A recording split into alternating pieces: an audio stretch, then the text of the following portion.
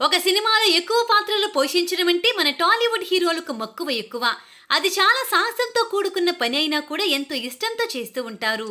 గతంలో అక్కినేని నాగేశ్వరరావు గారు ఏకంగా నవరాత్రి చిత్రంలో 9 పాత్రలు పోషించారు. ఇలా ఎన్ని పాత్రలు పోషించి అక్కినేని గారు అప్పట్లో రికార్డు సాధించారు. ఇదే సినిమాను శివాజీ గణేశన్ గారు రీమేక్ చేశారు. అక్కడ కూడా ఈ సినిమా ఘన విజయం సాధించింది.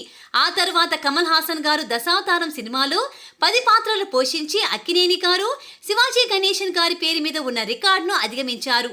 ఆ తర్వాత ఎన్టీ రామారావు గారు 1977లో దానవీర సూరకర్ణ సినిమాలో 3 పాత్రలు పోషించి సంచలనం సృష్టించారు. ఆ చిత్రంలో కృష్ణుడు, కర్ణుడు, దుర్యోధనుడు పాత్రల్లో నటించి 3 పాత్రలు పోషించిన రికార్డు సాధించారు ఎన్టీఆర్ గారు.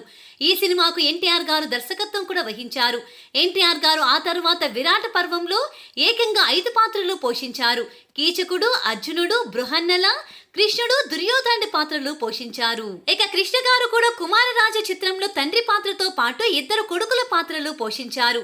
కృష్ణ గారు ఈ ట్రిపుల్ యాక్టర్ గా ఏకంగా 7 సార్లు నటించి రికార్డు సాధించారు.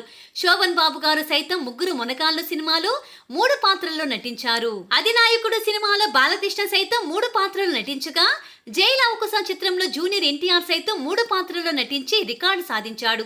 ఇలా ఈ 6 హీరోలు 3 పాత్రల్లో నటించి రికార్డులు సాధించారు.